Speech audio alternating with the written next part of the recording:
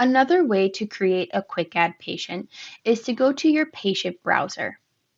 In the patient browser, next to our Add Patient button is the QuickAdd button. This will generate the QuickAdd pop-up here.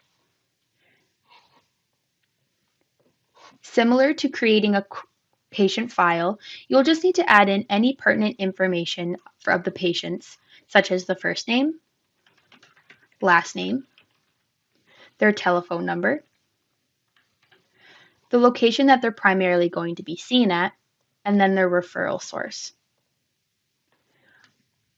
You are able to add an alternate contact for this patient as well from this screen, but once everything has been entered and your purple boxes have disappeared, you can go ahead and hit the Create Patient button. Thank you so much for watching. Feel free to reach out with any questions you may have.